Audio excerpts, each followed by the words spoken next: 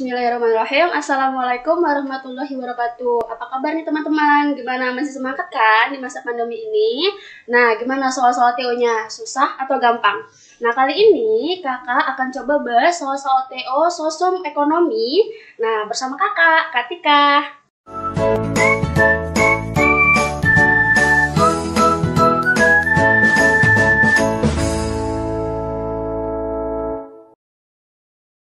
Kita mulai pembahasan ekonominya. Nah, untuk soal ekonomi ada di nomor 81. Nah, ada di atas, kakak tampilkan.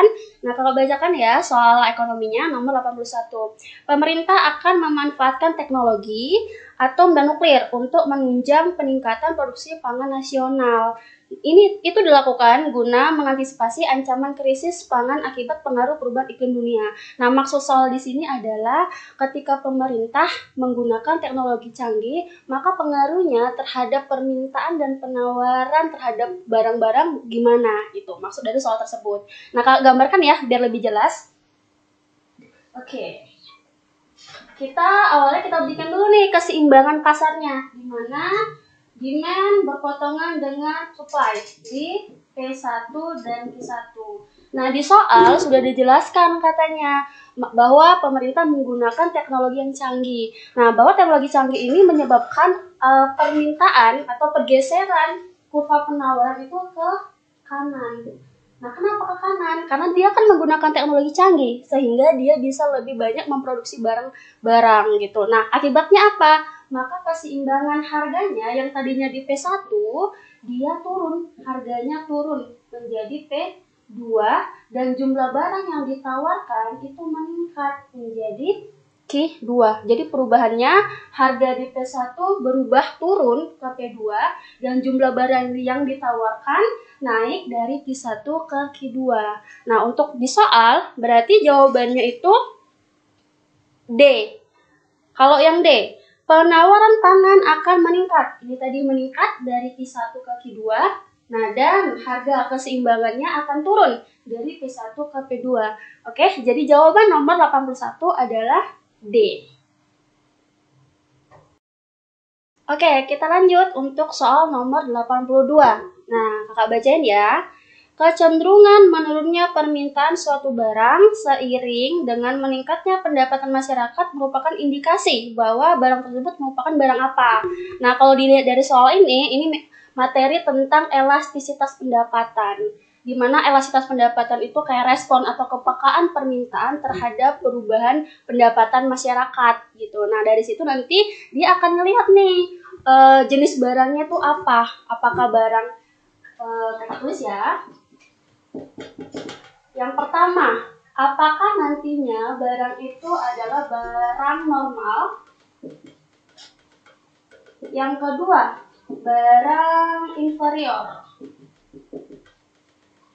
Nah, kalau di PP itu udah jelas, di mana barang normal itu terbagi menjadi dua. Yang pertama ada barang kebutuhan pokok, dan yang kedua ada barang mewah atau barang superior. Nah, kalau barang inferior ini biasanya disebut barang yang bermutu jelek. Kenapa? Karena ketika nanti pendapatannya naik, maka jumlah barang yang diminta akan turun. Misalkan nih, waktu kakak nggak punya duit, kakak setiap hari makan tahu tempe. Terus tiba-tiba kakak dapat duit banyak nih, penghasilan kakak tinggi. Kakak nggak mau lagi makan tahu tempe, kakak ganti sama ikan, ayam gitu. Nah, berarti tahu tempe menurut kakak itu merupakan barang yang sifatnya barang inferior. Nah, kalau dilihat dari soal, berarti jawabannya adalah barang inferior gitu. Karena ketika pendapatannya naik, maka jumlah barang yang diminta turun. Nah, jadi jawabannya itu apa itu? B, barang inferior. Gimana? Mudah dipahami kan? Oke, sekarang kita bahas soal selanjutnya, yaitu nomor 83. Nah, kakak bacain ya. Kamu juga bisa lihat langsung di layar HP atau komputer kamu. Nomor 83. Kurva yang menunjukkan kombinasi penggunaan dua macam faktor produksi oleh seorang produsen yang menghasilkan tingkat output yang sama.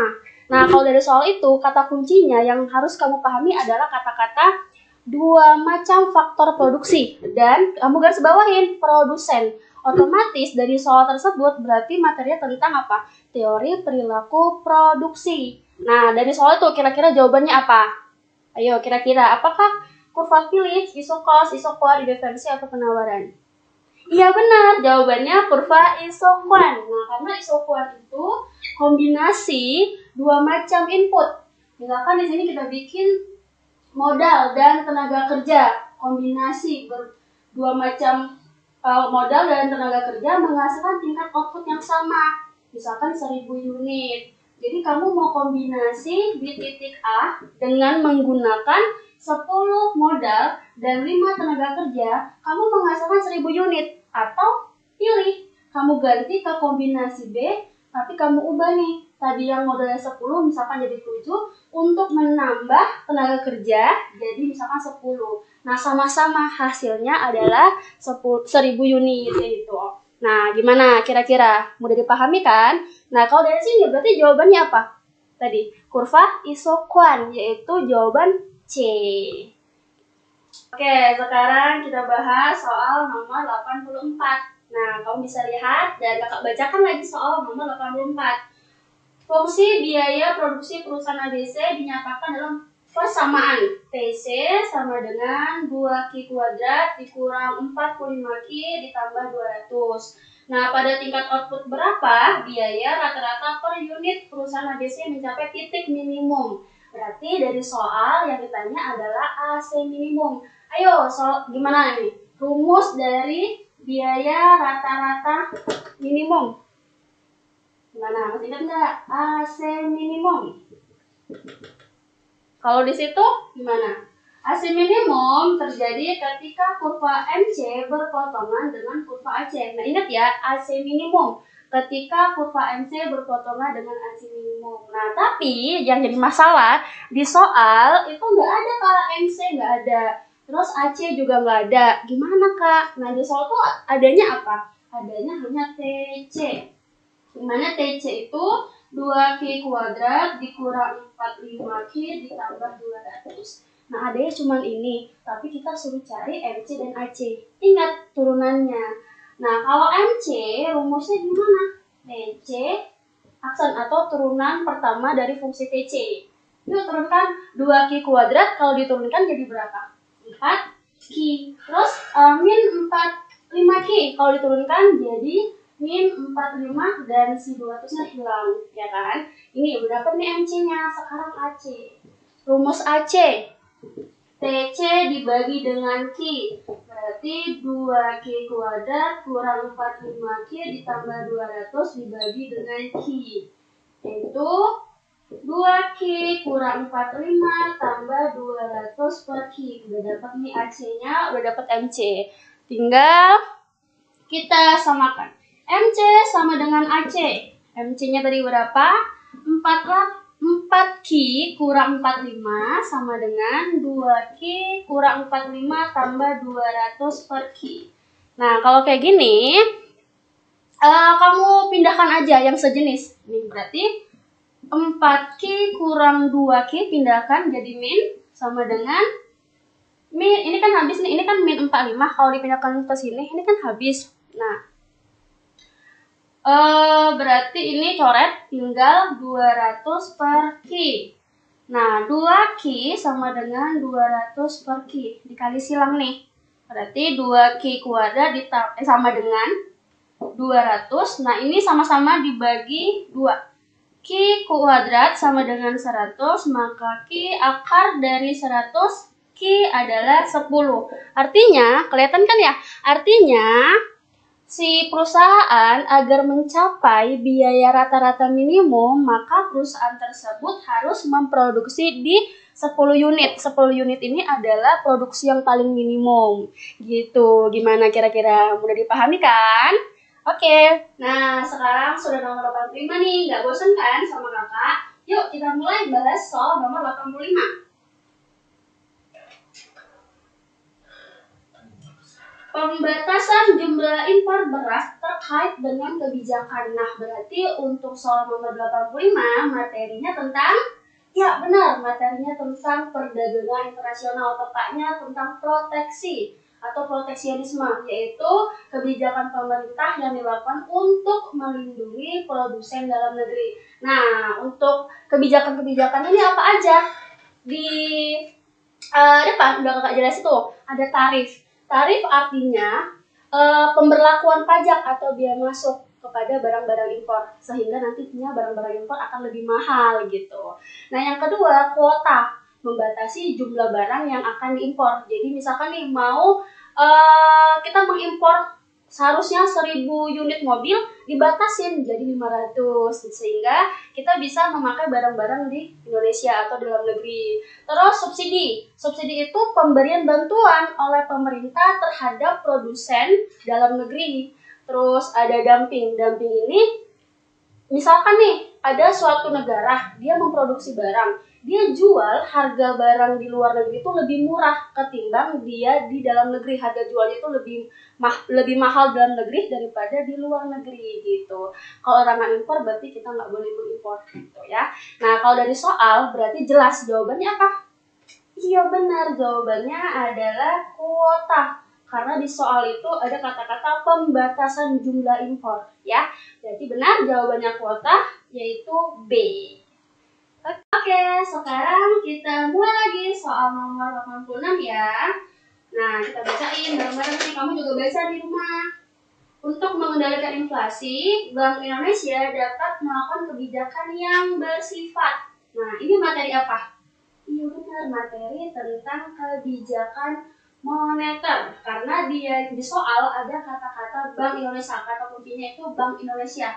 Berarti kebijakan moneter. Oke. Nah, kebijakan moneter itu terbagi dua, kebijakan moneter ekspansif dan yang kedua kebijakan moneter kontraktif. Nah, kalau ini nih, kalau di atas nih, ya, kalau baca ya, kebijakan moneter ekspansif, nah tujuannya apa? Untuk meningkatkan pertumbuhan ekonomi. Nah, bagaimana caranya? Berarti Bank Indonesia harus menambah jumlah uang beredar. Kebalikannya, kalau kebijakan moneter kontraktif, berarti Bank Indonesia harus mengurangi jumlah uang yang beredar di masyarakat. Tujuannya apa? Untuk menanggulangi atau mencegah inflasi. Nah, ada kata-kata inflasi, berarti sesuai dengan soal yang nomor 86. Nah, nomor 86 tadi katanya untuk mengendalikan inflasi, ya kan? Berarti jawabannya adalah kebijakan moneter kontraktif. Nah, kalau kita lihat di soal, kan jawabannya kontraktif nih, berarti yang ekspansif kamu silang-silang, udah pasti salah. Nah, jawaban A sama B udah pasti salah, karena ekspansif. Kemudian, yang C kontraktif, kenapa salah Kak? Karena di situ ada kata-kata pajak. Pajak itu kebijakan fiskal gitu. Nah, antara D dan E nih, kira-kira jawabannya mana? Nah, benar, jawabannya yang E. Nah, yang E itu menaikkan giro wajib minimum. Kalau menurunkan itu kebijakan ekspansifnya, ya. Oke, kamu pintar karena jawaban kamu benar.